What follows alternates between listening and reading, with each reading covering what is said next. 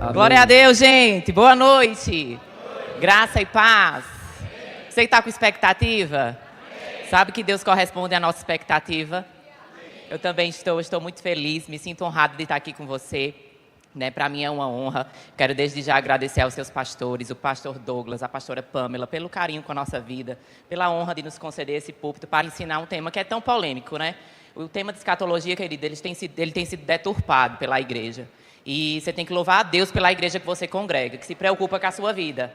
Amém? Então, feche seus olhos, eu quero começar orando com você.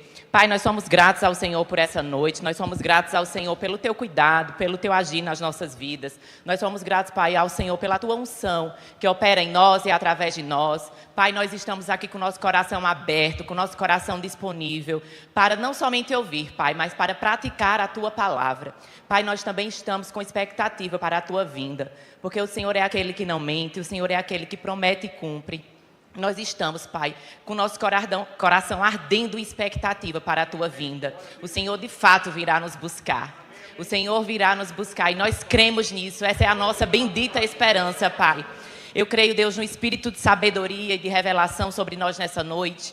Pai, nós entregamos essa noite nas Tuas mãos. Fala conosco, Senhor. Nosso coração está aberto e receptivo para Ti. É assim que nós te oramos, no nome de Jesus. Amém, querido? Então, hoje nós vamos falar de escatologia, né? Então, o que é escatologia? Eu quero falar contigo, quero que passe o primeiro slide, por gentileza. Então, queridos, escatologia é uma palavra grega e ela é dividida em duas. Significa escatos, a primeira parte é escatos, que significa último ou últimas coisas. E logo significa estudo, palavra ou dissertação. E quando a gente junta essas duas palavras, significa estudo das últimas coisas, né? Estudo do tempo do fim, como o seu pastor falou. E, querido, sabe, o apóstolo Paulo, escrevendo por várias vezes a igreja de Corinto, a igreja de Tessalônica, ele nos informava acerca da brevidade da vida. Você sabia que você é peregrino e estrangeiro? Você não nasceu para ficar aqui? Você é um ser espiritual, queridos. Você foi feito para ser eterno. Você foi feito para ter uma eternidade com Deus. Então, estudar escatologia nos estimula a entender que essa vida aqui é breve, que nós somos estrangeiros, nós somos peregrinos. É como aquela música, nós somos peregrinos em terra distante. Nós somos seres espirituais, nós não fomos feitos para passar a vida inteira aqui nessa terra. Amém? Amém. E a escatologia, ela se subdivide, né? Nós temos a escatologia individual, que ela lida com você como pessoa. Um exemplo, se eu hoje morro aqui, caio durinha, morro, o que é que vai acontecer comigo? Para onde eu vou? Será que eu entro no sono da alma? Será que eu estarei dormindo? Será que existe purgatório? Então, nós vamos tratar todas essas coisas. A escatologia individual lida com você como indivíduo, né? E a escatologia geral é aquilo que abrange todo mundo, né? O arrebatamento da igreja, será que vai ser só no estado de São Paulo? Será que o reino milenar, o reino que Cristo vem estabelecer aqui na terra, é só em Jerusalém ou é em todas as nações, ou é em todo o mundo? Então, a escatologia geral, ela trata com essas coisas e nós vamos tocar em cada uma delas. Amém? Diga assim, eu não sou daqui, nem vim para ficar. Sabe, queridos, o estudo da escatologia nos leva a uma vida de viver menos o materialismo. Porque nós não podemos nos apegar às coisas daqui. O que deve ter o nosso coração é o Senhor. As coisas nós podemos usar, nós podemos ter boas casas, bons carros, isso é para nós. Mas essas coisas não podem ter nem o meu nem o seu coração. Porque o nosso coração não pode ficar dividido entre mais de um Senhor. Amém? Então o Senhor do nosso coração é Jesus. Então o estudo de escatologia nos leva a uma vida no Espírito, uma vida entregue, uma vida dedicada a Deus. Amém? Glória a Deus. Eu quero ler com você Apocalipse 22. Queridos, nós vamos ler bastantes versículos. E nem todos vai dar tempo de você abrir. Só que eu fiz uma apostila especialmente para você. Então, muita coisa que eu vou falar aqui tem na sua apostila. A maioria das coisas. É uma apostila bem intensa já, né? Que minha intenção foi que você não tivesse dúvida nenhuma a respeito desse assunto. Então, essa apostila já feita, eu já passei para o seu pastor. E ele vai passar para você. Os slides também, então não precisa anotar nada. Eu só quero que você preste atenção aqui. Porque assim, a escatologia, ela é um pouco complexa, mas ela é simples. Só que se a gente perde um fiozinho da meada, a gente fica perdido. A gente não entende, um tópico é ligado ao outro. Amém? Glória a Deus. Então, queridos, quando a gente olha para a escatologia, a gente tem que entender que gira em torno de Jesus. A cruz é escatológica. A cruz nos deu um novo destino. Nós estávamos condenados ao fracasso. Nós éramos inimigos de Deus.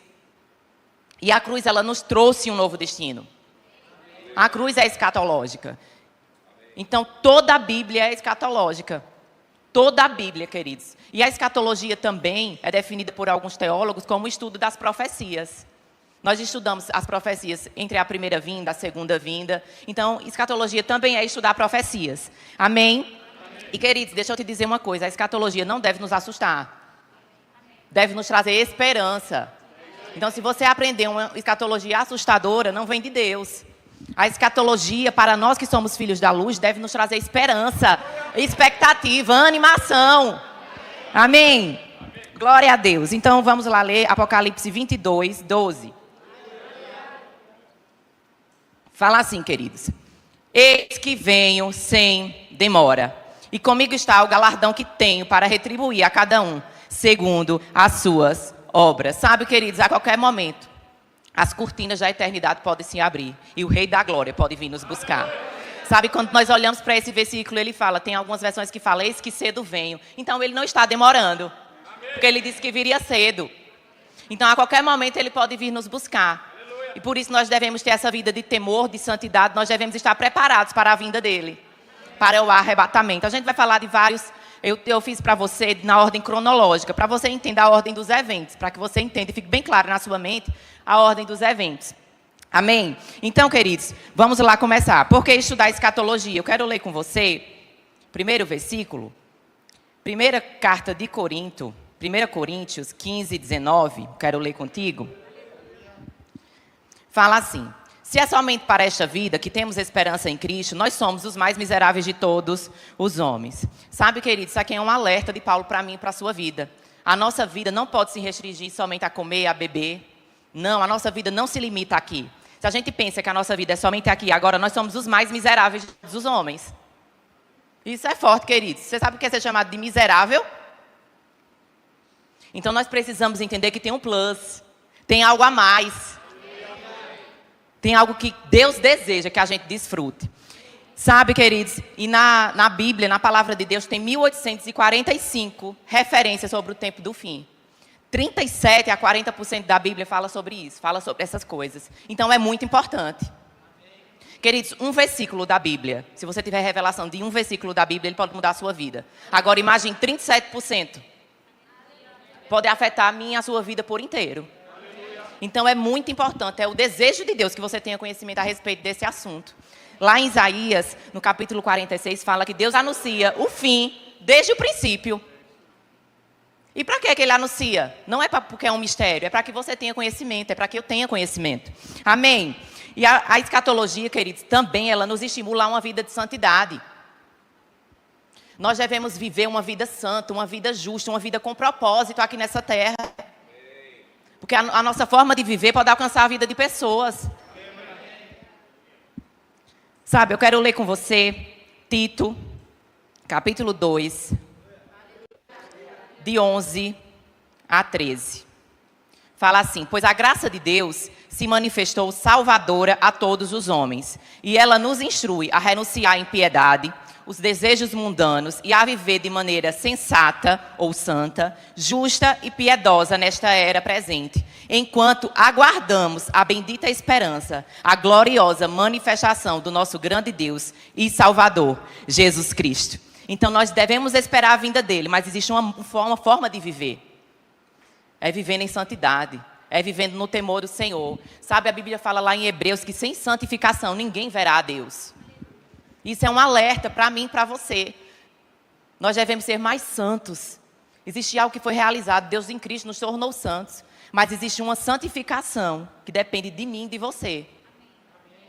Isso vai se completar quando Ele vier nos buscar. Então nós devemos viver uma vida santa, justa e piedosa, aguardando a vinda dEle a qualquer momento.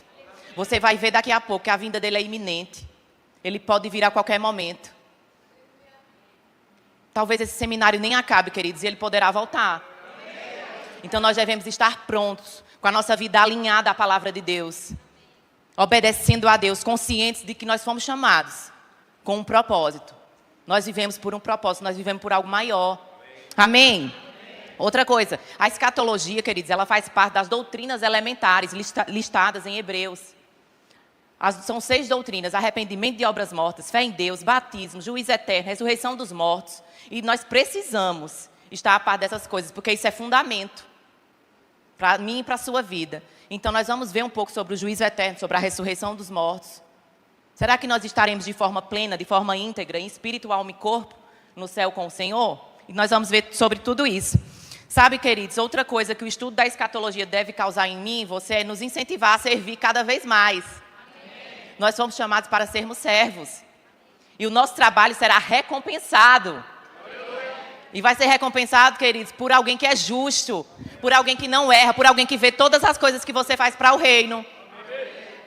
Talvez seu pastor não veja, sua pastora não veja, mas ele vê. Cada vez que você serve, cada vez... E nós servimos a Deus servindo pessoas. Então, cada vez que você está servindo alguém, você pode ter certeza que haverá uma recompensa da parte do Senhor. Essa recompensa, queridos, é tratada como um salário dado a alguém. Ou seja, você vai ter pagamento por aquilo que você faz para o reino de Deus. Amém? Eu quero ler com você 1 Coríntios, capítulo 15, versículo 58, que fala assim: portanto, meus amados irmãos, sede firmes e abundantes na obra do Senhor, sabendo que no Senhor o nosso trabalho não é em vão. Aquilo que você faz não é em vão. Aquilo que você faz não vai ser esquecido diante do Senhor. O irmão do lado pode esquecer o que você fez para ele, mas Deus não esquece. Existem recompensas, queridos, para essa terra, porque existe um princípio da lei da semeadura e da colheita, mas existem recompensas que perdurarão por toda a eternidade. Deus quer te recompensar, mas Deus só pode recompensar quem serve. Então Deus quer nos encontrar ocupados, trabalhando de forma abundante, de forma intensa, com o coração certo na obra dele. Amém? Sabe, queridos, a escatologia também nos estimula a perseverar diante das aflições. Você sabia que vai ter recompensa para quem persevera diante das aflições? De fato, queridos, como filhos de Deus, nós passamos por tribulações, por aflições. Mas se você persevera mediante a palavra de Deus, você terá uma recompensa por isso. Existe uma coroa reservada para aqueles que recompensam. E nós vamos ver também o que significa essa coroa. Amém? Outra coisa, a profecia consola, nos traz conforto, consolo. Nos transmite paz. E não tormento, como eu falei anteriormente. Por quê? Porque nós somos filhos da luz. O nosso Pai é o Pai das luzes. Nós somos sal e luz dessa terra. Então, queridos, a profecia não deve nos trazer medo, tormento. Amém? Eu quero ler com você 1 Tessalonicenses, capítulo 5. Perdão, queridos, capítulo 4, versículo 18. Fala assim, Paulo aqui ele está falando a respeito do tempo do fim, e quando ele fala de tanta coisa, a gente vai ver mais na frente o que ele falou anteriormente, mas no final dessas coisas ele fala, portanto, consolai-vos uns aos outros com essas coisas. Então, o estudo da escatologia nos traz consolo, nos traz esperança. Não nos deixa apáticos, queridos, nos deixa com ardente expectativa da manifestação do Filho de Deus. Sabe, também o conteúdo escatológico, ele nos equipa para nós darmos resposta àqueles que zombam da nossa fé. Mas a gente dá resposta em amor, amém? Porque nós somos crentes. E eu quero tratar com você esse versículo especialmente, ele é bem grandinho esse texto, nós vamos ler 2 Pedro, capítulo 3, do 1 ao 13. Fala assim, amados, esta é agora a segunda epístola que vos escrevo. Em ambas, procuro despertar com lembranças a vossa mente esclarecida, para que vos recordeis das palavras que anteriormente foram ditas pelos santos profetas, bem como do mandamento do Senhor e Salvador, ensinado pelos vossos apóstolos, tendo em conta, antes de tudo, que nos últimos dias virão escarnecedores com seus escárnios, andando segundo as próprias paixões e dizendo, onde está a promessa da vinda? Porque desde que os pais dormiram, todas as coisas permanecem como desde o princípio da criação. Porque deliberadamente esquecem de que longo tempo houve céus e terras, o qual surgiu da água, e através da água pela palavra de Deus, pelo qual veio a perecer o mundo daquele tempo, afogado em água. Ora, os céus que agora existem e a terra, pela mesma palavra, têm sido entesourados para o fogo, estando reservados para o dia do juízo e a destruição dos homens ímpios. Há, todavia, amados, uma coisa que não deveis esquecer, que para o Senhor um dia é como 1000 anos, e 1000 anos é como um dia. É por isso que ele não está demorando, queridos. Não retarda o Senhor a sua promessa, como alguns julgam demorada. Pelo contrário, ele é longânimo para convosco, não querendo que nenhum pereça, senão que todos cheguem ao arrependimento. Virá, entretanto, como ladrão o dia do Senhor, no qual os céus passarão ao arrependimento. Queridos, esse dia aqui do Senhor não está falando do arrebatamento, está falando da segunda vinda. E nós vamos ver a diferença entre o arrebatamento e a segunda vinda, só para ficar claro. Né? O ladrão pega de surpresa, mas não vai ser nós. Amém? Porque nós somos da luz. No qual os céus passarão com estrepidoso estrondo, e os elementos se desfarão, abrasados, também a terra, e as obras que nela existem serão atingidas. Visto que todas essas coisas hão de ser assim desfeitas, deveis ser de tais modos como os que vivem em procedimento. Olha mais uma vez ele dizendo, vive em santo procedimento. Que essas coisas podem acontecer a qualquer momento. Esperando e apressando a vinda de Deus, por causa do qual os céus incendiados serão desfeitos e os elementos abrasados se derreterão. Nós, porém, segundo a sua promessa, esperamos um novo céu e uma nova terra, nos quais habita a justiça. Então, queridos, o apóstolo Pedro aqui ele está passando para a igreja e ele está dando resposta àqueles que estavam zombando. Cadê a promessa da vinda do Messias? Que ele disse que o mundo ia mudar e o mundo está desde o princípio. E Pedro, ele responde com 3 argumentos, e nós vamos ver os 3. Amém? E o primeiro argumento que Pedro usa é isso. Você disse que o mundo está desde o início da criação. Não está, porque já houve juízo. O mundo foi destruído através do dilúvio. Aquilo foi um juízo, queridos. E Deus prometeu que não mais o mundo seria destruído através da água. Então o mundo não está como desde o princípio. Ou seja, já houveram mudanças, já houve juízo. E ele fala que haverá um juízo que acabará como fogo. E nós vamos ver também isso. E ele continua a dizer, isso era para que você lembre que aquele que fez lá vai fazer também depois. Porque aquele que promete, ele é fiel. Então, se Deus fez antes no dilúvio, ele também vai fazer. Em segundo lugar, ele fala, se vocês acham que está demorando, não, querido, não está demorando, porque um dia para o Senhor é como 1000 anos. E 1000 anos é como um dia. Ele não está retardando, ele está dando tempo para que pecadores se arrependam. Para que pessoas como você se arrependam. Que ele estava respondendo às pessoas que estavam zombando. Ele faz, não pense que não haverá um dia do juízo, onde você receberá por tudo aquilo que você está fazendo. Então ele estava trazendo um alerta para esses zombadores. Amém? Então ele fala que a vontade de Deus é que haja arrependimento. Então Deus não está demorando, ele está dando tempo. Para que mais pessoas ouçam essa palavra e se arrependam. Cheguem ao arrependimento. Confessem o Senhor Jesus como único e suficiente Salvador. Sabe, queridos, e ele fala, os céus e terra que agora existem estão entesourados para o fogo. Haverá um juízo, queridos. Não pense que tudo vai acabar em ótimos lençóis, não vai acabar.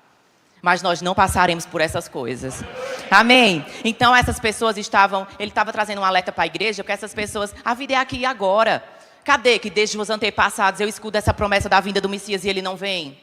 E muitas vezes dentro da igreja a gente escuta isso. Muitos familiares nossos às vezes nos questionam e nós precisamos responder a essas pessoas mediante a palavra de Deus. Amém, queridos? Sabe, deixa eu te dizer, com a queda de Adão, o mundo foi afetado por conta do pecado. Mas com a obediência do segundo Adão, nos espera um novo céu e uma nova terra. O sacrifício de Jesus, queridos, redime toda a criação. Toda a criação. Amém? E agora eu quero falar com você a cronologia dos eventos. E por que nós cremos no pré-tribulacionismo. Então, o que é o pré-tribulacionismo? Nós cremos que a igreja não passará pela tribulação. Que nós seremos arrebatados antes que esse dia ocorra. Amém? Então eu quero falar contigo sobre esses eventos. O primeiro evento é o arrebatamento da igreja. É o evento que nós aguardamos. Então, o primeiro evento que está para acontecer é o arrebatamento da igreja. É esse evento, queridos, que nós temos que estar com expectativa, aguardando, amando a vinda do Senhor. Existe uma coroa, queridos, existe uma recompensa para aqueles que amam a vinda do Senhor. Então, o primeiro evento que nós aguardamos é o arrebatamento. Após o arrebatamento, queridos, é um encontro da igreja com Cristo. Cristo não pisa na terra, nós é que subimos. O encontro é nos ares. Amém? Nós vamos estudar detalhadamente sobre o arrebatamento, nós vamos gastar um tempinho, mas só para te dar um pano de fundo. Arrebatamento significa harpazo, significa rapto, remoção, remover com força, sequestro. Então ele vai te sequestrar, ele vai te remover. Isso é certo que acontecerá. Amém? Após nós temos o tribunal de Cristo, que é onde nós seremos recompensados por tudo aquilo que nós estamos servindo, que é algo recompensador. É algo bom, queridos, mas pode também ter perda de galardão. Por conta da motivação do coração. Não é só fazer. Com Cristo as coisas não são bagunçadas. É fazer com o coração correto. De forma excelente. Porque tudo no reino de Deus funciona na excelência. Amém? Excelência é fazer o melhor que você tem, com aquilo que você tem. Então, por isso que nós sempre temos que fazer o melhor para o Senhor. Amém? Depois nós temos a boda do Cordeiro, que é esse casamento de Cristo com a igreja. Que é esse encontro. Nós somos a noiva de Cristo. Amém? Então, fique tranquilo, que se você é solteiro e não casar agora, você tem um casamento agendado. Não se entristeça, você vai casar com o Rei da Glória. Então, esse é um casamento. Deixa eu te dizer uma coisa. Na eternidade, queridos, são como os anjos. Não se casam nem se dão em casamento. Então, a hora de casar, de fato, né, desse amor conjugal é agora. Lá em cima, só com Cristo. Amém? Nós não vamos ter esse amor eros pelo nosso cônjuge. Nós seremos todos como irmãos. Uma grande família. Amém? Nós vamos reconhecer, né? E nós vamos ver mais um pouquinho à frente sobre isso. Nós vamos estudar sobre a vida após a morte. Amém? Depois vem a tribulação. A tribulação, queridos, é um tempo de ira. É um juízo de Deus para o povo de Israel. Mas afetará todas as nações. Então, Deus vai nos livrar desse tempo de ira. Porque Deus não nos designou para a ira, mas para a salvação. Amém? Então, queridos, a tribulação ela vai começar quando um líder político, político militar, com o apoio das forças religiosas, ele firmar um acordo entre Israel e as nações. A tribulação se dará início. Então, não será imediatamente após o arrebatamento. Só vai começar a tribulação quando esse acordo for feito. Tem muita gente que diz, não, arrebatou, já começa a tribulação. Não. Quando esse acordo for feito por um líder político, militar, com o apoio das forças religiosas. Essa é a base de qualquer governo. Política, militar e religiosas. Amém, queridos? Mas isso não é para nós, não é para mim, nem é para você. Daniel escrevendo, queridos, ele disse que havia um juízo que era para determinado para o povo de Daniel e para a cidade de Daniel. Então não é para nós somos igreja. Amém? Isso foi destinado para os judeus. É um tempo de ira, queridos. Por eles não se converterem, por eles terem rejeitado o Messias. Amém? Eles estão esperando até agora o Messias que já veio. Amém? Então, isso é um tempo de ira. Após a tribulação, Jesus volta na batalha do Armagedon, que é após o derramamento da sexta taça. E nós vamos ver também isso mais na frente. É só para que você entenda, para que você tenha um pano de fundo. Então, Jesus volta, vence a batalha, para depois, essa é a segunda vinda após a tribulação, que é diferente do arrebatamento. Então, Jesus volta, vence a batalha do Armagedon e nós voltaremos com Ele. Nós voltaremos com Ele para reinar aqui na terra durante 1000 anos. Então Ele vence essa batalha. Por quê? Para livrar Israel do exército do anticristo. Né? O intuito não é que eles pereçam. É que eles cheguem ao arrependimento. A vontade de Deus, quer dizer, é que todo homem seja salvo. E chegue ao pleno conhecimento da verdade. Então a vontade de Deus é que haja um arrependimento. E Deus vem para livrar Israel desse tempo. Então começa aí o reino milenar. Mas também não começa imediatamente. Haverá um tempo, queridos, onde as coisas terão que ser organizadas. A Bíblia fala que com o sopro da boca de Jesus, Ele destruirá o exército do anticristo. Então as coisas vão começar a colocar em sua devida ordem. E será um reino, queridos, uma monarquia teocrática. Vai ser um reino. Um rei que é Deus e um Deus que é rei. Será o fim de toda corrupção. E nós estaremos juntamente com Ele, reinando aqui na terra. Nós já estaremos com os nossos corpos glorificados, transformados. E nós veremos também como vai ser isso. Após o reino milenar, queridos, existe um juízo final, o trono branco, onde só ímpios participarão. Aquelas pessoas que não creram em Deus, que se revoltaram contra Deus, que se rebelaram contra Deus, eles passarão por esse juízo. E nós teremos, após isso tudo, o estado eterno, que é a criação do novo céu e da nova terra. Nós veremos em um novo universo, com um novo céu e uma nova terra. Tudo será desfeito. E a Jerusalém celestial vai estabelecer aqui na terra. Amém? Glória a Deus. Sabe, queridos, quando nós estaremos voltando com o Senhor, nós estaremos vestidos de linho puríssimo. Nós estaremos montados em cavalo branco. Assim como Ele virá. E com o sopro da boca dele, Ele vai destruir o exército inimigo. Israel vai clamar, bendito aquele que vem em nome do Senhor. E Ele virá para salvar a nação de Israel. Amém? Glória a Deus. Então, queridos, com esse pano de fundo, você já sabe quais são as cronologias dos eventos. Então, eu quero falar contigo agora sobre o estado intermediário dos mortos. E aí, Natália, foi aquilo que eu disse para você. Escatologia individual. O que acontece comigo quando eu morro? quando eu morrer? Essa é a dúvida de muitas pessoas. Será que nós teremos consciência? Será que nós vamos reconhecer uns aos outros? Será que nós teremos lembrança de tudo que aconteceu aqui na terra? Amém? Então eu quero começar lendo contigo 1 Tessalonicenses 4, 13. Sabe, queridos, esse estado dos mortos é a condição entre a morte física e a ressurreição. Está ali no meio. Eu morri. E aí, o que acontece? Porque eu não vou ser ressurreto imediatamente. Amém? Então, nós vamos entender um pouquinho sobre essas coisas. Em 1 Tessalonicenses 4,13 fala assim: não queremos, porém, irmãos, que sejais ignorantes com respeito aos que dormem, para não vos entristecerdes como os demais que não têm esperança. Você vê aqui que existe um grupo que não tem esperança? Paulo disse que era para a gente não se entristecer como esse povo que não tem esperança. Por quê? Porque nós temos uma esperança. E quando ele fala aqui, olha, eu não quero que você seja ignorante, ou seja, eu quero que você tenha conhecimento a respeito daqueles que dormem. E dormir aqui, queridos, é um eufemismo, não é dormir de repouso do sono. É uma forma mais branda de falar, para não falar morreu. Sabe, quando a gente fala assim, fulano tal, partiu para o Senhor, descansou. É uma forma mais branda de dizer que alguém morreu. Que alguém passou dessa para outra, né? Assim, então Paulo aqui ele está falando de uma forma branda, de uma forma suave. Olha, eu não quero que você deixe de saber a respeito daqueles que dormem, a respeito daqueles que morreram.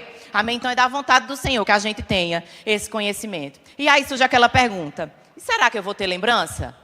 Você está lembrado que eu disse que nós vamos ter um tribunal? No tribunal nós prestaremos conta daquilo que nós falamos, que nós fazemos também. Então, querido, se vai ter um tribunal, tem que ter lembrança. Porque como é que eu vou prestar conta de algo que eu não lembro? Esse tribunal, queridos, vai ser feito de forma individual. Eu vou prestar conta da minha vida e não da vida do meu irmãozinho. Então, por isso que nós temos que atentar para a nossa vida.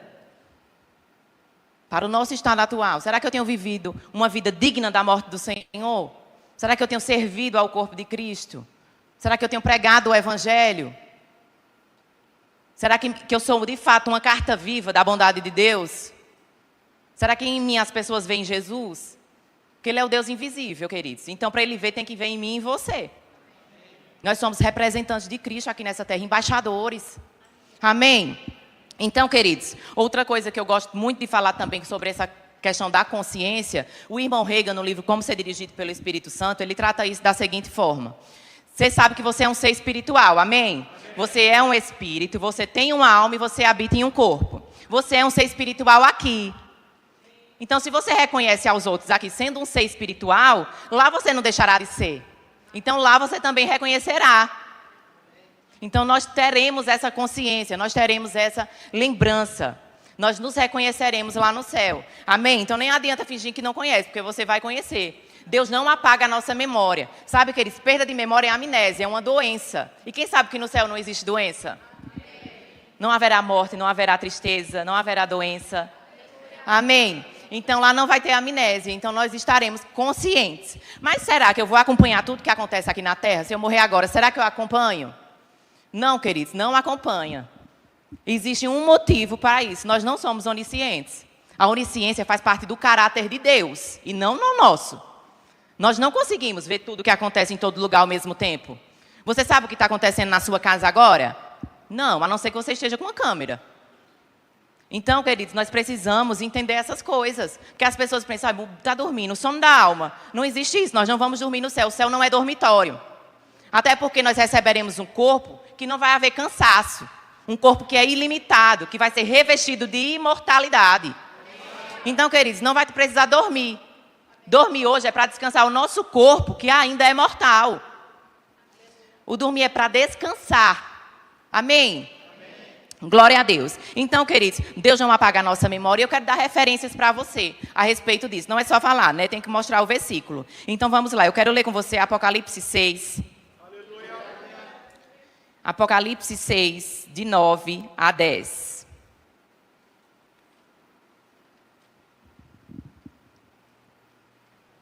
Fala assim: quando ele abriu o quinto selo, vi debaixo do altar as almas daqueles que tinham sido mortos por causa da palavra de Deus. Diga, eles estavam mortos. E por causa do testemunho que sustentavam. Próximo. Clamaram em grande voz, dizendo: até quando, ó soberano Senhor, santo e verdadeiro, não julgas nem vingas o nosso sangue daqueles que habitam sobre a terra? Ou seja, eles sabiam que tinha acontecido algo, eles estavam clamando a Deus por algo. E como é que você clama se você não tem memória? Até quando, Senhor, tu não vais vingar o sangue daqueles que fizeram mal contra nós? Então, tem memória sim. E outra coisa que nós vamos ler é o texto do rico e do Lázaro. Que lá fala que Lázaro lembrava, que o rico lembrava que tinha 5 irmãos. Não Lázaro, perdão. E nós vamos ler esse texto e vamos destrinchar, que é base para esse assunto. A sua Bíblia provavelmente vai estar escrito parábola. Mas é na versão atualizada. Nessas versões mais atualizadas da Bíblia está escrito como parábola, mas não é parábola. É um texto real. Por quê? Porque em parábola Deus não cita nome de pessoas. E nesse texto em específico, Deus citou o nome de pessoas. Então, quando a gente vai para a massa dos manuscritos, os textos fiéis, a gente vê que isso não é parábola. Está bem escrito bem assim, o rico e o Lázaro. Não tem parábola na frente. Então, isso aqui é um texto real. Amém? E eu quero ler com você ele. Ele é um texto bem extenso, mas eu quero que você preste bastante atenção. Lucas 16, do 19 ao 31. Fala assim: havia um homem rico que se vestia de púrpura e linho fino, e vivia no luxo todos os dias. Diante do seu portão fora deixado um mendigo chamado Lázaro. Coberto de chagas, este ansiava comer o que caía da mesa do rico. Em vez disso, os cães vinham lamber as suas feridas. Chegou o dia em que o mendigo morreu, e os anjos o levaram para junto de Abraão. O rico também morreu e foi sepultado. No Hades estava sendo atormentado. Ele olhou para cima e viu Abraão de longe, com Lázaro ao seu lado. Então chamou: pai Abraão, tem misericórdia de mim, e mande que Lázaro molhe a ponta do dedo na água e refresque a minha língua, porque estou sofrendo muito neste fogo. Mas Abraão respondeu: filho, lembre-se que durante a sua vida você recebeu coisas boas, enquanto Lázaro recebeu coisas más. Agora, porém, ele está sendo consolado aqui e você está em sofrimento. E além disso, entre vocês e entre nós há um grande abismo, na forma de que os que desejam passar do nosso lado ou para o seu lado, não conseguem. Ele respondeu: então eu suplico, pai, manda Lázaro ir à casa dos meus pais, pois tenho 5 irmãos. Ele já estava morto, queridos, e ele lembrou que tinha 5 irmãos. Então a memória não é apagada. Deus considera nós como um todo. Mas será que as nossas lembranças vão afetar a nossa eternidade? Já que nós vamos ter memórias, minhas alunas fazem muito essa pergunta, porque como elas cometem crimes absurdos, eu tive uma aluna que ela matou o marido e esquartejou. E ela era muito perturbada por conta disso. E ela falava: professora, me diga, pelo amor de Deus, que eu não vou ter lembrança no céu. Eu disse: vai. Lembrança você vai. Você não vai esquecer daquilo que você fez, mas isso não vai te causar dano nenhum. Porque lá não tem tristeza, não tem choro. Então, as nossas lembranças não afetarão a nossa eternidade. Nós vamos nos lembrar sim, nós vamos nos reconhecer sim. Porque não existe essa de sono da alma. Quando alguém dizer para você: não, mas Paulo disse que estava dormindo. Aí você diz: não, ele estava querendo ser suave. Ele estava querendo ser brando. Ele queria colocar palavras mais bonitas do que morrer. Amém?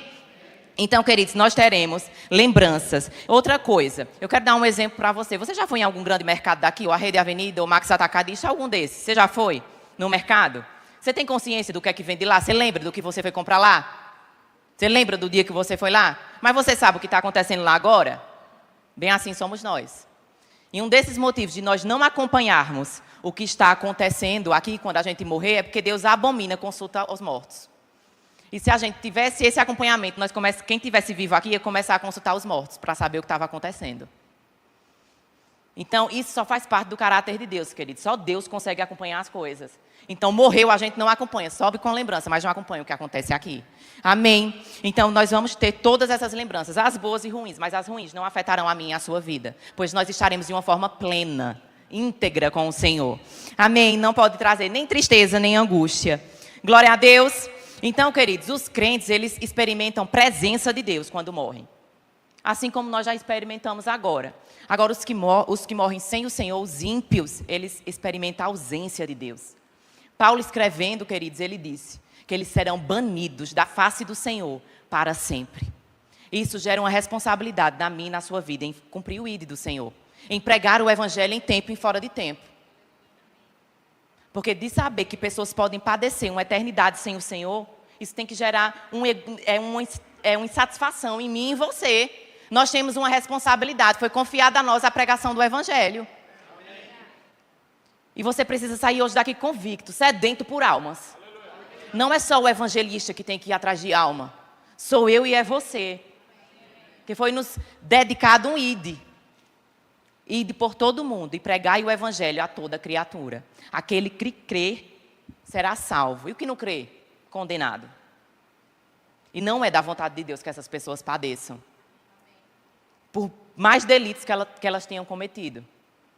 Se Deus fosse olhar, queridos, para isso, nem nós seríamos merecedores. Nós não somos. Nós éramos inimigos de Deus. Nós estávamos numa condição que nós não exalávamos um bom perfume para Deus. Havia uma separação entre nós e Deus. Nós éramos inimigos dele, mas ele nos amou. Então, qualquer pessoa pode receber a salvação, por mais pecados que ela tenha cometido. Porque não é por merecimento, é pela graça. Diga assim, é pela graça. Amém. Então, queridos, nós não devemos temer o medo da morte. Porque a única coisa que a morte pode fazer comigo e com você é nos levar para perto do Senhor. Então, o ensino da escatologia também tira de nós esse medo de morrer. Queridos, morreu, você vai estar com o Senhor. Mas Deus não quer que você morra cedo, porque você tem um propósito para cumprir. Deus quer que você tenha longura de dias aqui nessa terra. Não é porque se você morrer, você vai estar com o Senhor, que você vai desejar morrer. Porque você vivo é melhor para alcançar pessoas. Sabe, queridos, o que você faz tem que deixar a vida de pessoas melhor. E não pior. O seu serviço a Deus, o seu serviço na igreja tem que deixar a vida de pessoas melhor. Será que nós temos melhorado ou piorado a vida de pessoas? Será que nós temos sido facilitadores ou não? Vixe, que silêncio, meu Deus do céu. Dê um aleluia, queridos. Para não pensar que é com você. Então, a gente entende isso, queridos. Que nós somos chamados para algo maior, por um propósito maior. Amém? Então, o homem é um ser em 3 dimensões. E a vontade do Senhor, isso faz parte da doutrina da tricotomia. A vontade do Senhor é que a gente esteja íntegro no céu, em espírito, alma e corpo. E nós vamos entender o que vai acontecer com esse corpo. Então, o que é a morte, né? Já que uns vão experimentar, outros não, né? Se o Senhor for arrebatado, você não vai experimentar da morte. Se você for arrebatado, se o Senhor vier e você não tiver morrido ainda, seu corpo vai ser transformado. E nós vamos ler todos os versículos que falam sobre isso. Sabe, queridos, o homem ele é um ser eterno. Desde o Éden, ele foi criado para ser eterno. A morte é um dos impactos da desobediência. Porque Deus disse que se ele desobedecesse, ele ia morrer. E o que foi que Adão fez? Desobedeceu. Então, queridos, a morte ele é um dos efeitos da desobediência. Mas Cristo já resolveu isso para nós. A morte para mim e para você não é o fim. Só nos leva para mais perto de Cristo. Amém? Glória a Deus. Então, esse medo, queridos, não pode fazer parte da minha e da sua vida. Então, vamos lá, queridos. Só para você entender o que é a morte, né? A morte é isso, é um dos efeitos da desobediência. Um dos efeitos, porque tiveram vários efeitos. Miséria, enfermidade, várias coisas. Falta de paz, de alegria. Então, queridos, quando a gente olha para os tipos de morte, nós temos 3 tipos. Morte espiritual, que é quando nós estávamos mortos nos nossos delitos e pecados. Quando nós estávamos mortos espiritualmente. Isso é a morte espiritual. Hoje nós não estamos mais, nós temos a vida de Deus. Amém? Morte física, que é quando o corpo é enterrado na sepultura. Morreu, o corpo foi enterrado. Essa é a morte física. E a morte eterna, ou segunda morte, que é essa que Satanás vai desfrutar e os ímpios. Que é a morte que leva ao lago de fogo e de enxofre. Sabe, queridos, esse é o destino final daqueles que não creem no Senhor. Das pessoas que estão perdidas. Essa é a morte eterna. Então, queridos, a condição de eu pregar o evangelho para uma pessoa é quando ela está morta espiritualmente. Porque morreu, queridos, não tem mais chance, não existe purgatório. Amém? Mas, Natália, por que se fala tanto de purgatório? O purgatório foi uma doutrina estabelecida pela Igreja Católica, por Santo Agostinho, pelo teólogo Santo Agostinho. Havia um ditado no Império Romano que quando uma moeda caía no cofre de César, uma alma saía do purgatório. E quem sabe aqui que nós não somos capazes de pagar pela salvação? Então, a Igreja Católica ela começou a vender indulgência, começou a lucrar com essa ideia de purgatório. Então, quando eles vendiam a indulgência, eles diziam que a alma saía. Que o purgatório era para purgar os pecados. As almas das pessoas que não estavam perfeitas iam para esse lugar de purgatório, até que quando tivesse pagado pelos pecados, sairia de lá. Mas quem sabe que Cristo pagou pelos nossos pecados? O homem, por si só, queridos, não tem capacidade. Foi por isso que Deus enviou Jesus, para pagar pelos nossos pecados. Então, se nós tivéssemos que purgar pelos nossos pecados, a morte de Cristo não teria sido suficiente. E ela foi. Então, essa ideia de purgatório não é bíblica. Não existe, queridos. O nosso destino eterno a gente decide em vida. É em vida. Não existe uma segunda chance. Ah, morreu, vai para purgar. Vai para purgatório. Vê se tem uma segunda chance. A gente ora, não se ora por quem morre. Ora por quem está vivo. Quando alguém morre, a gente ora pela família. Amém? Então não existe isso. Ah, então vou fazer uma oração. Como eles fazem, queridos. Missa do 7º dia. Disso, daquilo. Não existe. Não existe, querido. O seu destino é eterno. Você decide aqui. Eu não tenho como decidir por você. Minha oração não tem como te livrar, se você já morreu, da morte eterna, da segunda morte. Não tem como. Só você pode fazer essa escolha. Mas nós podemos afetar a vida de pessoas para que elas façam essas escolhas. Boas escolhas. Escolham o Senhor. A nossa vida, queridos, a nossa vida tem um propósito. É trazer sabor a esse mundo. Tempero a esse mundo. Lá em Mateus fala que nós somos sal. Sal traz o quê? Sabor. Se a vida das pessoas está sem sabor, é porque tem sal. Precisa de sal. Precisa de mim e de você, sendo resposta. Sabe, queridos, o mundo é uma pergunta, mas Cristo veio e nos tornou resposta. Cristo veio e te tornou resposta. Nós somos a resposta para essa humanidade caída. Para essa geração perversa. Nossa vida, queridos, precisa ser um retrato de quem Deus é, da bondade de Deus, da generosidade de Deus. As pessoas precisam dar graças a Deus por conta da minha e da sua vida. Amém? Então não existe essa de purgatório. Então morte, queridos, existe um conceito de separação. Né? Morte é apenas isso. Então a gente já cai por terra aqui. Não tem como eu orar por quem morreu. É a pessoa que decide como vai ser a eternidade dela. Amém? Então a igreja católica nesse tempo, ela estava sendo corrompida pelas indulgências. Estava vendendo indulgências. Tem igreja até evangélica hoje que faz isso. Vende pedaço de céu, disso, daquilo, vassoura e tudo. Isso não é bíblico.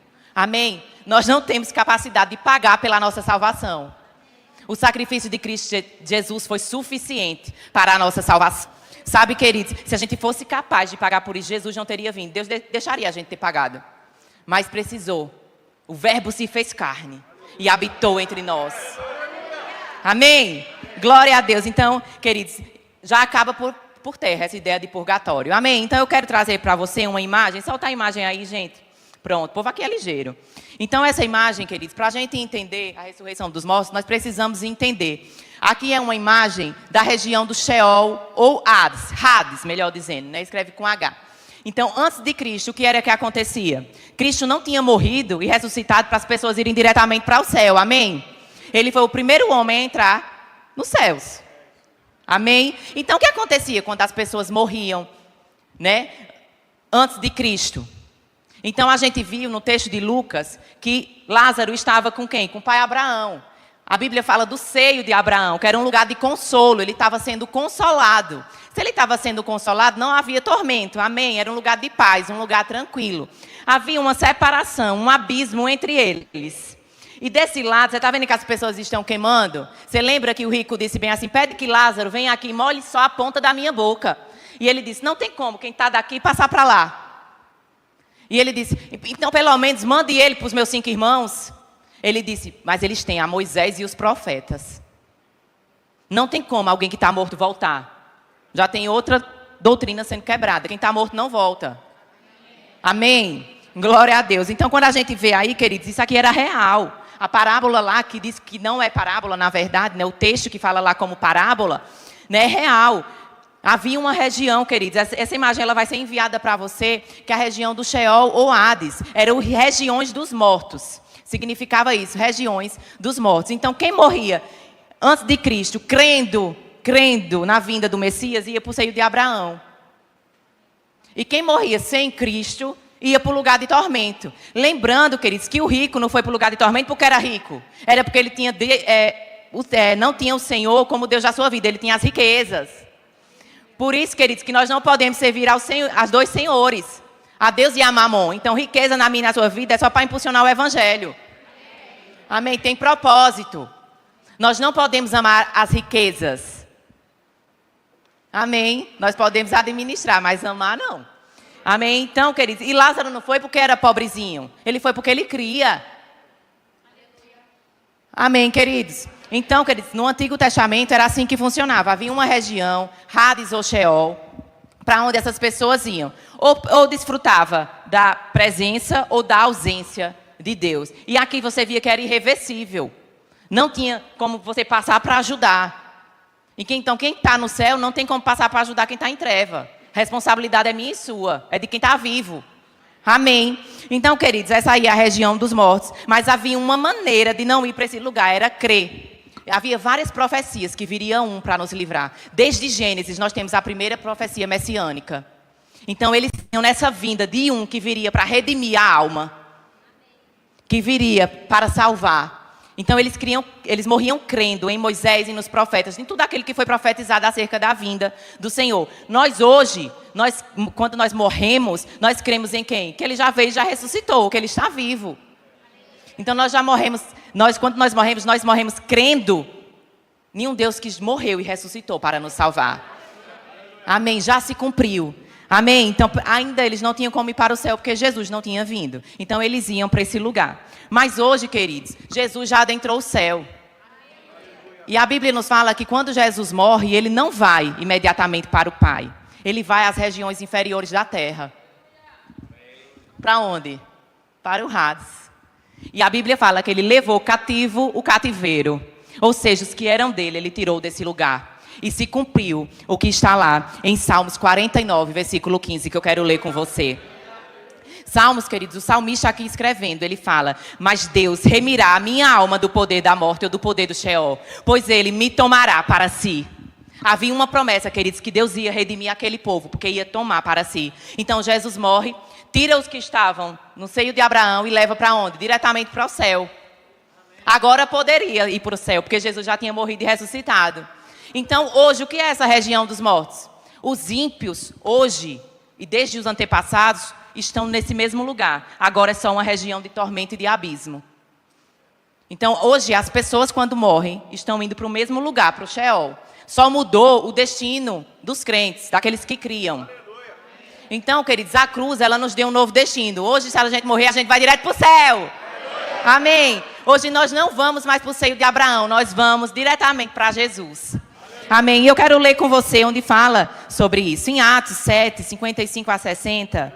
Atos capítulo 7. Fala da morte de Estevão, queridos. Estevão, cheio do Espírito Santo, fitou os olhos no céu e viu a glória de Deus e a Jesus que estava à sua direita. E disse: eis que vejo os céus abertos e o Filho do Homem em pé à destra de Deus. Onde foi que Estevão viu? Ele estava à direita de quem? Jesus. À destra de Deus. E Deus está onde? No céu. E ele falou, clamando em alta voz. Taparam os ouvidos e unânime arremeteram contra ele, lançando para fora da cidade, apedrejaram. As testemunhas deixaram suas vestes aos pés de um jovem chamado Saulo. E apedrejaram Estevão, que invocavam e dizia: Senhor Jesus, recebe o meu espírito. Então, onde foi que Jesus recebeu o espírito de Estevão? Diga: no céu. Então, hoje, quando um homem morre, hoje, na nova aliança, após a morte e ressurreição de Cristo, morreu, vai direto para o céu. Em espírito e alma. Deixa eu te falar uma coisa. Alma e espírito são inseparáveis. A única coisa que divide a alma e do espírito é a palavra de Deus. Então, quando a gente morre, o que vai para o Senhor é a alma e o espírito. O que desce à sepultura é o corpo. Mas vai haver também a ressurreição desse corpo. Porque lembra que eu disse que a vontade de Deus é que a gente esteja de forma íntegra no céu? Corpo, alma e espírito. Então, vai haver a ressurreição desse corpo também. Amém? Então, só tem um ressurreto, que é Jesus. Com corpo glorificado. A Bíblia fala que nós receberemos um corpo semelhante ao dele. Essa é a nossa bendita esperança. Nós teremos corpos transformados, corpos glorificados, semelhante ao do Senhor da glória. A nossa habitação será revestida de imortalidade. Amém? Quero ler com você 2 Coríntios 5, versículo 8. Fala assim: entretanto, estamos em plena confiança, preferindo deixar o corpo e habitar com o Senhor. Aqui Paulo estava dizendo, se eu deixo o corpo, eu passo a estar com quem? Com o Senhor, eu vou habitar com o Senhor. Então, morreu hoje, alma e espírito passa a estar com o Senhor. Não vai mais para o seio de Abraão, queridos. Entendido até aqui? Isso muda tudo. Amém? Eu quero ler com você Filipenses 1, do 21 ao 23, que fala assim: porquanto, para mim, o viver é Cristo e o morrer é lucro. Ei, queridos, quem estava escrevendo na igreja de Filipos era Paulo. Paulo tinha muita consciência da eternidade. Ele estava dizendo, o viver para mim é Cristo, eu vivo pela causa de Cristo. Mas se eu morro é lucro, porque eu vou para perto dele. E ele continuou dizendo: entretanto, se o viver na carne traz fruto para o meu trabalho, já não sei o que hei de escolher. Ora, de um lado e de outro estou constrangido, porque tenho o desejo de partir e estar com Cristo, o que é incomparavelmente melhor. Sabe, queridos, estar com Cristo é a melhor coisa que nós podemos desfrutar. Paulo dizia que era, não só que era melhor, era de forma incomparável. Era incomparavelmente melhor. Então não tem nada melhor, queridos, do que estar com Cristo. A única coisa que a morte pode fazer comigo e com você é nos levar para Ele, nos levar para o Pai. Paulo dizia, se eu morro é lucro. Eu vou estar com Cristo. Mas por que eu permaneço vivo? Mais para frente ele fala, eu permaneço vivo pela vossa causa. É por conta de vocês que eu permaneço vivo, porque eu tenho um propósito. Crente bom, queridos, é crente vivo. Eu ouvi isso de um grande homem de Deus e eu nunca mais esqueci. Missionário bom é missionário vivo. Para quê? Para pregar o evangelho, para alcançar pessoas, para mudar a vida de pessoas, para afetar o destino de pessoas, para ser resposta, queridos. Deus te fez para ser resposta. Eu quero que você saia daqui com essa convicção. Diga, Deus me fez para ser resposta. E é por isso que eu nasci para dar certo. Amém. Deus te chamou para ser um sucesso, queridos. Se você tem sucesso, Deus é glorificado através da sua vida. Pessoas são afetadas através da sua vida, através da sua entrega, através do seu serviço. É por isso que quando chegar pessoas aqui, pessoas que não são crentes, você tem que receber da melhor forma. Para que essas pessoas sejam constrangidas pelo amor de Cristo, através de você. Amém. Glória a Deus. Então Paulo sabia, queridos, do que estava falando. Sabia que se ele morresse, ele ia estar com Cristo. Então, o crente morrendo hoje, ele passa a estar com o Senhor. Não tenha medo da morte. Sabe, queridos, muitas pessoas são curadas de depressão com o ensino da escatologia. Todo complexo de inferioridade cai por terra. Toda síndrome do pânico, medo da morte. O que é a morte, queridos? Ela só pode nos levar para estar perto do Senhor. Para estarmos juntos do Senhor. Amém, queridos? Então, o nosso destino, ele foi afetado por conta da cruz de Cristo. Ele levou o cativo o cativeiro e deu dons aos homens. Ele remiu a alma do poder da morte e do Sheol. Então, hoje, isso aqui é uma espécie de inferno, né? Aquela imagem lá é uma espécie de inferno provisório, porque o inferno não foi inaugurado. Nem Satanás está no inferno. O inferno não é a morada de Satanás hoje. A Bíblia fala que ele é o Deus desse século. Ele é o príncipe da potestade do ar. Então, o inferno, de fato, o Guiena, que é o lago de fogo e de enxofre, ele não foi inaugurado. Ainda. Amém? Então, as pessoas que morrem hoje, antes de Cristo, depois de Cristo, estão no mesmo lugar, um lugar de tormento, onde eles experimentam de sofrimento no espírito e na alma. Mas haverá também uma ressurreição. Eles receberão, lá na frente, logo depois da tribulação, do milênio, eles receberão corpos capazes de sofrer eternamente. Nós lemos que o rico ele estava sofrendo já. E ele estava em alma e espírito. Nós já vemos aí que é um lugar extremamente quente. E sem Deus. A ausência de Deus, banido já face do Senhor para sempre. Daí, queridos, eles só vão sair para receber corpos capazes de sofrer eternamente, para serem julgados no grande trono branco. Então não tem mais chance. Não tem nenhuma oração que a gente faça para que essas pessoas saiam daí. Infelizmente. Mas, diga assim, felizmente, eu posso afetar pessoas hoje. Pessoas que estão vivas e precisam daquilo que eu carrego. Amém. Glória a Deus. Então, queridos, quando nós falamos, né, de ressurreição dos mortos, de juízo eterno, nós estamos falando de doutrinas básicas. Então, falando dessa ressurreição, eu quero falar com você lá em Daniel, livro de Daniel. Queridos, o livro de Daniel é um livro escatológico. O de Zacarias, o de Sofonias. Então, a Bíblia, queridos, é escatológica. Amém? Quero ler com você em Daniel. Aqui a Bíblia vai nos dizer que existem dois tipos de ressurreição. Fala assim, muitos dos que dormem no pó da terra ressuscitarão. Uns para a vida eterna, diga, está falando comigo? E outros para vergonha e horror eterno. Então aqui a gente vê que existem duas ressurreições. Uma para a vida eterna, que é a que nós experimentaremos. E outra para vergonha e horror eterno, que é a que os ímpios experimentarão. Amém? Então isso aí fala de corpos. Ressurreição fala de corpo.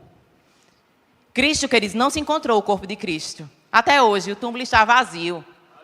Porque ele morreu e ressuscitou de forma corpórea. E a Bíblia diz que nós receberemos um corpo semelhante ao dele. Amém? Glória a Deus. Então, existem dois tipos de ressurreição. A ressurreição para a vida, que é a nossa, e a ressurreição para a morte, que é a ressurreição dos ímpios. Amém? E eu quero falar com você um pouquinho sobre esse corpo. Sabe, queridos, o nosso corpo, hoje, se você morre hoje, se você é arrebatado, ou é arrebatado, morrer, o corpo vai para a sepultura, certo? O corpo vai ser ressurreto na vinda do Senhor, no arrebatamento. Então, os que morrem em Cristo, eles serão ressurretos. Ressurretos em quê? Se morre em Cristo, já está com o Senhor no corpo. Então, vai unir espírito, alma e corpo. Mas, Natália, o corpo não vai estar enterrado? Sabe, querido, Jesus é poderoso para ressuscitar corpos. Ele é capaz de fazer subordinar a si mesmo todas as coisas. Paulo falou sobre isso. Sabe, queridos? Então, quando a gente vê essa questão, existe uma ordem nessa ressurreição. Quem foi o primeiro? Diga Jesus. Depois, a igreja. Isso mesmo, a igreja. Os mortos em Cristo, né? Existe uma diferença. Os mortos em Cristo e os santos do Antigo Testamento são em ordens diferentes, são em épocas diferentes. Os mortos em Cristo, eles irão ressuscitar primeiro do que os mortos do Antigo Testamento, do que aqueles que morreram crendo somente em Moisés e nos profetas. Amém? Então, a ordem é a seguinte: Jesus Cristo. Na ocasião do arrebatamento à igreja, os que morreram em Cristo, eles terão os corpos ressurretos. Paulo, queridos, ele se colocava no grupo dos vivos. Ele falava, nós, os que estivermos vivos, teremos os nossos corpos transformados. Então, talvez nós nem experimentemos da morte, nós podemos ser arrebatados. E se nós formos arrebatados, nós teremos os nossos corpos transformados. Queridos, o arrebatamento era algo tão real para Paulo naqueles dias, que ele se colocava na condição de quem ia ser arrebatado. Então, nós também devemos estar com essa expectativa. Ele se colocava na condição, nós, o que estivermos vivos, nós seremos arrebatados. Amém? Glória a Deus. Eu quero ler com você esse versículo, eu vou fechar com ele. 1 Tessalonicenses 4, do 13 a 18. Aqui, queridos, é o versículo base sobre o arrebatamento da igreja. Amanhã nós entraremos mais fundo nesse tema do arrebatamento do tribunal de Cristo, que é bem importante para nós, que é algo que nós vamos experimentar como igreja do Senhor. Em 1 Tessalonicenses capítulo 4, do 13 ao 18, fala assim, não queremos, porém, irmãos, que sejais ignorantes com respeito aos que dormem, para que vocês não se entristeçam como os demais, que não têm esperança. Pois se cremos que Cristo morreu e ressuscitou, assim Deus, mediante Jesus, trará em sua companhia os que dormem. Ora, ainda vos declaramos, por palavra do Senhor, isto, nós, os vivos, os que ficarmos até a vinda do Senhor, de modo algum precederemos os que dormem. Porquanto o Senhor mesmo, dada a sua palavra de ordem, ouvida a voz do arcanjo e o ressoar da trombeta de Deus, descerá dos céus, e os mortos em Cristo ressuscitarão primeiro. Então, queridos, existe uma ordem. Aqueles que morreram em Cristo, aqueles que tiveram seu corpo sepultado, vai ressuscitar primeiro. O espírito e a alma deles, queridos, adentrarão as sepulturas e se juntarão aos corpos, e esses corpos ressuscitarão. Aí você pode me perguntar, e aqueles que foram cremados? Queridos, Deus é poderoso para fazer juntar. Quem lembra do vale de ossos secos de Ezequiel? Que juntou osso no seu osso somente com um comando. Então, queridos, Deus é poderoso para isso, para fazer com que cada pauzinho volte. Amém? E são corpos, queridos, que serão glorificados, transformados, serão corpos gloriosos. E vamos continuar. Os mortos em Cristo ressuscitarão primeiro. E ele fala, depois nós, os que estivermos vivos, os que ficarmos, seremos arrebatados juntamente com ele entre as nuvens, para o encontro do Senhor nos ares. Diga, nos ares. Então Cristo, no arrebatamento, ele não pisa a terra. Nós que subimos, nós seremos removidos, raptados. Então aqueles que morreram, estiveram seus corpos enterrados, ressuscitarão no corpo. E nós, os que estivermos vivos, teremos os nossos corpos transformados, e juntos nós seremos arrebatados para o encontro com o nosso Rei. Amém, queridos? Saia daqui hoje com essa expectativa de que a qualquer momento o Senhor pode voltar para nos buscar. A vinda dele é iminente, queridos. Não precisa de nenhum sinal, não precisa de que nada aconteça. Quando a Bíblia fala de sinais, está falando da segunda vinda de Cristo. Pós-tribulação, após a tribulação. Não está falando do arrebatamento. Porque a vinda dele é iminente, pode acontecer a qualquer momento, não precisa de nenhum sinal. Sabe, queridos, Deus está dando tempo para que pessoas se arrependam. Isso deve gerar em nós alegria, mas ao mesmo tempo um temor. Nós não podemos ser egoístas. Nós precisamos levar mais pessoas conosco. O inferno não foi feito para homens, queridos, mas homens têm decidido ir todos os dias para o inferno. É por decisão, é por voluntariedade. Deus não obriga ninguém. É hipocrisia, queridos, uma pessoa não querer desfrutar de Deus agora e querer desfrutar no céu. Não existe isso. Ah, Natália, mas Deus é misericordioso. Mas algo já foi estabelecido. Precisa crer no coração, precisa confessar com a boca. Sabe, o requisito para ser arrebatado é ser salvo. Não são as obras, queridos. As obras faz parte de quem é salvo. Porque não tem como uma pessoa ser salva e não ter boas obras. A árvore ela é conhecida pelos frutos. Pelos bons frutos que nós damos, nós seremos conhecidos. Um salvo, ele tem boas obras, mas nós não somos salvos por conta das obras. Pelas obras nós seremos galardoados, recompensados, nós seremos pagos, queridos. Por aquele que tem a justa medida, por aquele que não se esquece de nada, por aquele que vê todas as coisas. Sabe, queridos, isso precisa trazer uma consciência na minha e na sua vida. Nós seremos removidos. E junto com essa remoção, queridos, nós temos que levar mais pessoas. Pessoas precisam desejar Cristo através da vida que eu e você, nós levamos aqui nessa terra. Será que nós temos levado pessoas a Cristo? Ou a Satanás? Isso tem que gerar um temor, queridos, uma indignação santa em mim e em você. Essa vida de santidade, essa vida de entrega, de dedicação ao Senhor, precisa fazer parte da minha e da sua vida. Nós somos seres espirituais. Pessoas espirituais fazem coisas espirituais e não carnais. A inclinação para a carne é morte, queridos. A inclinação para o Espírito é vida e paz. Então nós devemos ter essa consciência de que a qualquer momento, queridos, as cortinas da eternidade podem se romper e o Rei da Glória virá nos buscar. E nós subiremos ao encontro dele nos ares. Amém? Feche seus olhos. Pai, nós somos gratos ao Senhor. Pai, nós somos gratos porque hoje nós somos teus filhos. Nós temos uma filiação. O Senhor nos livrou, Pai, de um império de trevas e nos trouxe para um reino. Hoje nós desfrutamos do reino do Filho do seu amor. Hoje nós fazemos parte, Pai, da tua família. Pai, mas nós sabemos que há algo ainda que está para se manifestar. Oh, Pai, nós somos tão gratos por essa salvação. Obrigada, Jesus. Obrigada, Pai. E nós nos comprometemos a viver uma vida digna da sua morte. Pai, enquanto nós vivermos aqui nessa terra, nós não nos cansaremos. A tua causa será a nossa causa. Nós alcançaremos o número máximo de pessoas, Senhor. Nós nos comprometemos com o teu ID, com a tua palavra. Nós viveremos de forma santa, justa, piedosa aqui nessa terra. Nós nos comprometemos em trazer sabor, Pai, em ser luz para o mundo, sal dessa terra. Nós seremos resposta, Senhor. Nós seremos resposta para o perdido. Nós alcançaremos o número máximo de pessoas. Nós te amamos, Pai. Nós te amamos, Senhor. Nós dizemos, Maranata. Nós amamos a tua vinda. Nós estamos com expectativa para o teu glorioso retorno. Onde nós teremos, Pai, nós não nos entristecemos com essa verdade, porque nós temos uma bendita esperança. Quer termos nossos corpos transformados, quer estarmos com o Senhor para todos sempre, pelos séculos dos séculos, Pai. Muito obrigada, Pai, por essa tão gloriosa salvação. Tão gloriosa salvação, Pai. O Senhor deu o que o Senhor tinha de melhor e nós reconhecemos isso. O Senhor fez o que homem nenhum poderia fazer por nós. Quão bom, Pai, é pertencer ao Senhor.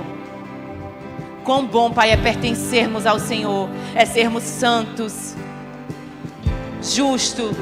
Hoje nós somos a tua justiça. Nós fomos justificados, Pai. E é uma alegria ser isso. Nós te amamos, Senhor. Nós te amamos, Senhor. Nós te amamos, Senhor. E nós dizemos, Maranata, a hora vem, Senhor Jesus. Diga assim, Maranata. Maranata. Vem, Senhor Jesus. Amém.